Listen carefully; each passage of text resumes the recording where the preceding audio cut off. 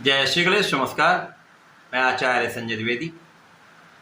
मेरे समस्त प्रबुद्ध दर्शकों का मेरे चैनल पर हार्दिक स्वागत है। प्रिय दर्शकों, आज मैं वृषभ राशि का अक्टूबर माह का मासिक राशिफल लेकर आपके सम्मुख उपस्थित हूँ। अक्टूबर माह में जो ग्रहों की स्थितियाँ हैं तथा जो ग्रहों के परिवर्तन होंगे वो इस माह में आपको किस प्रकार का लाभ देने जा रहे हैं, जो स्थितियाँ बनेंगी उनका आप कैसे लाभ ले पाएंगे, अथवा कहीं पर कोई समस्या है तो उसका क्या निराकरण है, संपूर्ण विश्लेषण मैं पूर्ण तर्क के साथ करने जा रहा हूं।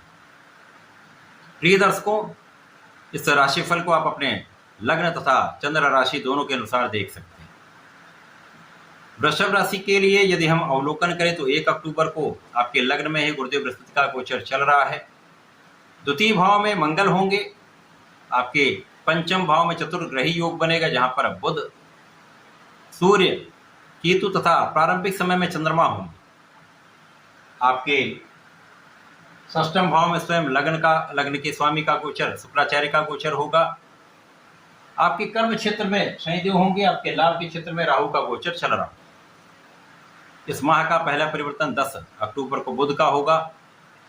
बुध अपनी उच्च राशि से निकलकर अपने मित्र शुक्राचार्य की तुला राशि में प्रवेश करेंगे। 13 अक्टूबर को शुक्राचार्य का राशि परिवर्तन स्वयं की राशि से वृश्चिक राशि में हो जाएगा।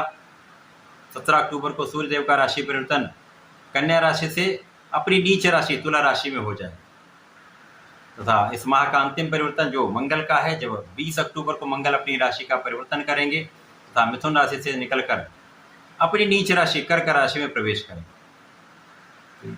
प्रिय दर्शकों, ये जो माह है अक्टूबर का माह प्रारंभिक समय में बहुत अच्छे फल देने वाला है। उसके बाद जो ग्रहों की स्थितियां बन रही वहां पर 2 ग्रह नीच के होने वाले हैं, जो मुख्य ग्रह हैं सूर्य और मंगल। इसी प्रकार से जो शुक्राचार्य का परिवर्तन है वो भी मित्र की राशि में नहीं है।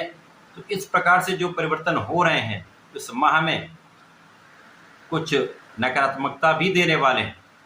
तो ये माह सावधानी का है, संयम रखने का है, सोच विचार कर कार्य करने का। अक्टूबर माह में प्रारंभिक समय से ही यदि हम अवलोकन करें तो शुक्राचार्य षष्ठम भाव में गोचर कर रहे हैं, जो अपनी मूल त्रिकोण राशि में है, परंतु यहाँ पर रोग ऋण शत्रु के भाव में होकर इनका प्रभाव उतना अच्छा प्राप्त नहीं हो पाता। यद्यपि यहाँ पर इनको कार्यकत्व प्राप्त है तो आपको धन, ऐश्वर्य, वैभव, विदेश से लाभ, ये समस्त स्थितियाँ आपको सकारात्मक प्राप्त होंगी। परंतु यहाँ पर आपके व्यसन में वृद्धि हो सकती है, कुछ विवाद हो सकते हैं, अकारण व्यय बढ़ने की संभावना होती है। इसी प्रकार से कानूनी समस्याओं में फंसने का योग बनता है। यदि यहाँ पर सावधानी नहीं रखेंगे तो समस्याएं आती हैं। इसी प्रकार से कुछ मौसम के रोगों की संभावना, छोटे मोटे रोग हो सकते हैं। परंतु लग्न में गुरुदेव बृहस्पति का प्रभाव है जो विशेष रूप से आपको बलवान बना रहा है। आपकी समस्त समस्याओं का अंत कर रहे हैं गुरुदेव बृहस्पति तथा आपके लग्न को प्रबलता दे रहे हैं। यद्यपि कुछ तनाव यहाँ पर हो सकता है, परंतु गुरुदेव बृहस्पति यहाँ पर आपके भाग्य को प्रबल कर रहे हैं। भाग्य का संपूर्ण साथ आपको मिल रहा है। आप धर्म के मार्ग पर चलने वाले हैं तथा यहाँ पर आपका ज्ञान विशेष रहने वाला है। ज्ञान के कारण, आपकी बुद्धि के कारण आप यहाँ पर विशेष रूप से लाभ लेने वाले हैं। जो विद्यार्थीगण हैं उनके लिए अच्छा समय है, उनके परीक्षा में अच्छा परिणाम प्राप्त होगा। प्रतियोगिता परीक्षा जो लोग दे रहे हैं उनको अच्छे परिणामों की प्राप्ति निश्चित रूप से प्राप्त होगी। संतान का पक्ष भी बलवान होगा, संतान सुख भी मिलेगा तथा संतान से भी यहाँ पर आपको लाभ प्राप्त होने वाला है। प्रेम संबंधों के लिए समय अच्छा है, किसी प्रकार की कोई बड़ी समस्या नहीं है। अब क्योंकि यहाँ पर पंचम भाव में ही 4 ग्रहों का योग चल रहा है, जिसके कारण विशेष रूप से ये अत्यंत फलदायी होने वाला है। परंतु यहाँ पर राहु का प्रभाव है। यद्यपि राहु इस समय शनिवत हो चुके हैं, परंतु डिले का एक विशेष गुण बन जाता है। कोई भी कार्य विलंबित होने लगता है। तो यदि कहीं पर आपने प्रतियोगिता परीक्षा दी है, हो सकता है उसका रिजल्ट कुछ देर में आए, परिणाम देर में प्राप्त हो, परंतु सफलता आपको मिलेगी। ज्ञान से, शिक्षा से, आपके कर्म क्षेत्र से बड़े धन का आप लाभ लेंगे, यहाँ पर कोई संदेह नहीं। आपका कार्य क्षेत्र में विशेष रहने वाला है, कार्य क्षेत्र में सफलता मिलेगी, कार्य क्षेत्र का विस्तार होगा, कार्य क्षेत्र में लोगों का सहयोग मिलेगा। बड़े धन की आप प्राप्ति करेंगे, सुख संपदा का आप अर्जन करेंगे, भूमि भवन वाहन का आप लाभ लेंगे। आपकी एनर्जी का स्तर भी बहुत अच्छा रहने वाला है। आपके धन के कई मार्ग बन जाए। केवल यहाँ पर आपको भी अपनी वाणी पर नियंत्रण रखना होगा, क्योंकि मंगल का प्रभाव आपकी वाणी के भाव पर, जिसके कारण बिना सोचे विचारे यदि आप कोई बात कहेंगे तो हो सकता है वो कहीं ना कहीं एक कष्टदायी आपके लिए योग बन जाए। परिवार के मध्य में विशेष रूप से आपको बहुत सोच विचार कर बोलना चाहिए, सामंजस्य बनाकर चलना चाहिए, तो पारिवारिक संपत्ति से भी आपको लाभ मिलेगा, परिवार का सहयोग भी आपको प्राप्त होगा।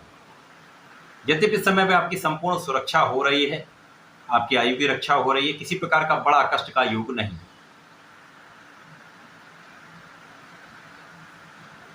अब इस माह में पहला परिवर्तन जब बुध का होगा, बुध पंचम भाव से निकलकर षष्ठम भाव में प्रवेश करेंगे, तो ये एक त्रिक भाव है, नकारात्मकता का भाव। यहाँ पर दो मित्रों का संयोजन बनेगा, शुक्र और बुध का एक विशेष योग बनेगा, परंतु निर्बल भाव में।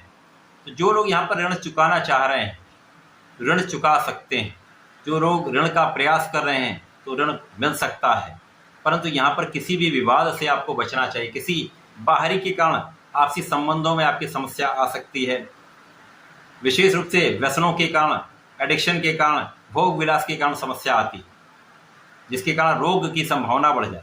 तो यहाँ पर बहुत सावधानी के साथ आपको चलना होगा, अपने व्यसनों पर नियंत्रण रखना होगा, भोग विलास का त्याग करना होगा। एलर्जी की समस्या हो सकती है, मौसम के रोग अथवा चर्म रोग से संबंधित समस्याएं हो सकती हैं। अब 3 दिन बाद शुक्राचार्य का राशि परिवर्तन केंद्र के भाव में सप्तम भाव में हो जाएगा, तो विशेष लाभ मिलेगा। अब यद्यपि ये मित्र का भाव नहीं है, समभाव में है, परंतु यहाँ पर शुक्राचार्य बलवान हो जाएंगे, क्योंकि ये केंद्र का भाव है जहाँ पर समस्त ग्रहों का बल बढ़ जाता है। लग्न पर प्रभाव होगा, स्वयं की राशि पर, स्वयं के लग्न पर प्रभाव डालेंगे, निश्चित रूप से आपको बहुत सकारात्मक बना देंगे। अब गुरुदेव बृहस्पति के साथ इनका दृष्टि प्रभाव होगा, आपके ज्ञान का भाव विशेष रूप से विस्तृत हो जाएगा।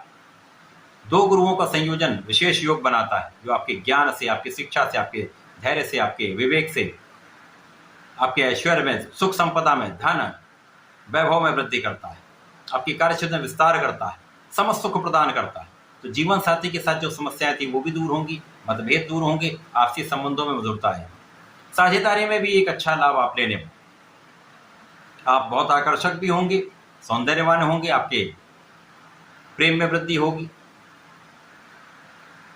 इसी प्रकार से जब शुक्राचार्य सप्तम भाव में रहेंगे, लग्न के स्वामी होकर होंगे, तो आपकी लग्न अत्यंत प्रबल हो जाएगी। तो यहाँ पर समस्त सुख आपको प्राप्त होने वाले, शारीरिक कष्ट दूर होने वाले। 17 अक्टूबर को जब सूर्यदेव का राशि परिवर्तन आपके षष्ठम भाव में होगा, जहाँ पर ये नीच राशि में जाएंगे। अब षष्ठम भाव में जाएंगे, नीच राशि में जाएंगे, यहाँ पर बुध के साथ इनका गोचर प्रारंभ होगा। यद्यपि ये मित्रवत भाव में होंगे, परंतु यहाँ पर कष्ट आ सकते हैं, आप अपने ऋण को चुकाने में असमर्थ हो सकते हैं, जिसके कारण कुछ समस्याएं हो सकती हैं। किसी भी कारण से कुछ कानूनी समस्याएं हो जाएंगी, परंतु अब लग्न बलवान है तो आप उनसे बच तो जाएंगे, परंतु ये कहीं ना कहीं आपके लिए विशेष रूप से कष्टदायी होने वाला है। मानसिक, शारीरिक, आर्थिक तीनों कष्ट आपको यहाँ पर प्रदान हो सकता है। आंखों से संबंधित समस्याएं हो सकती हैं, चर्म रोग की संभावना है, तो यहाँ पर विशेष रूप से आपको सावधान रहना चाहिए। अब यहाँ पर सुख भाव के स्वामी होकर नीच राशि में होंगे, तो आपके पास सुखों के होते हुए भी, सुख संसाधन होते हुए भी आप उनका उपयोग नहीं कर पाते, उनका लाभ नहीं ले पाते, सुखों को उपभोग नहीं कर पाते। माता पिता के स्वास्थ्य में भी समस्या, माता पिता के साथ कहीं ना कहीं स्वास्थ्य समस्या, जिनके कारण आपको तनाव हो सकता है। लोगों का सहयोग नहीं प्राप्त होता, जनता का सहयोग प्राप्त नहीं होता। जो लोग राजनीति में, उनके लिए यहाँ पर बड़ा ही कष्टकारी समय है, यहाँ पर लोगों का एक विरोध आपको झेलना पड़ सकता है। जब मंगल का राशि परिवर्तन अपनी नीच राशि में आपके तृतीय भाव में होगा, तो पराक्रम के कारक पराक्रम के भाव में जाएंगे, परंतु नीच राशि में जाएंगे, तो यहाँ पर भाई बहनों से विवाद हो सकता है, अच्छे मित्रों का साथ नहीं मिलता, भाग्य पर दृष्टि का प्रभाव है, परंतु भाग्य का उतना साथ भी नहीं मिलेगा। यद्यपि यहाँ पर गुरुदेव का प्रभाव भाग्य को प्रबल करेगा, भाग्य की प्रबलता मिलेगी, परंतु परिश्रम आप उतना नहीं कर पाएंगे। जब कार्य क्षेत्र में सफल होना होता तो आपको परिश्रम भी करना होता, भाग्य का साथ भी आवश्यक होता है। दोनों के समन्वय से ही आप संपूर्ण रूप से सफल होते हैं। तो कहीं ना कहीं परिश्रम में कमी आपके लिए उतनी सफलता देने वाला नहीं होगा जितना आप एक्सपेक्ट करते हैं, जितनी आपकी योग्यता है, जितनी आपकी क्षमता है। तो ये कहीं ना कहीं एक तनाव बढ़ाने वाला समय है। अक्टूबर का माह प्रारंभिक समय में एक अच्छा फल देने वाला, लगभग आधा माह जो है आपके लिए विशेष लाभकारी है। उसके पश्चात कहीं ना कोई समस्या आपके लिए कष्ट का कारण बनती रहेगी, जिसके कारण तनाव भी होता रहेगा, स्वास्थ्य समस्याएं भी होंगी। यहाँ पर आपको बहुत सावधान रहना होगा। आपको यहाँ पर बहुत धैर्य रखना चाहिए। किसी भी कार्य को करने से पहले सोच विचार कर उसका निर्णय लेना चाहिए। यदि नहीं समझ में आता तो बड़ों की एडवाइस लें, बड़ों की सलाह लें, गुरु की एडवाइस लें, तब आप आगे बढ़ें। इस समय में आपको नियमित रूप से भगवान भोलेनाथ पर जलार्चन करना चाहिए। प्रत्येक शुक्रवार को दुग्धाभिषेक करना चाहिए, श्वेत मिष्ठान अर्पित करना चाहिए। इससे आपके कष्ट भी दूर होंगे, शारीरिक, मानसिक, आर्थिक तनाव दूर होगा। तो आप इस समय में सही ढंग से अपने कार्य को संपादित कर पाएं। तो ऐसा करके समय का उपयोग करें, लाभ लें। धन्यवाद, नमस्कार।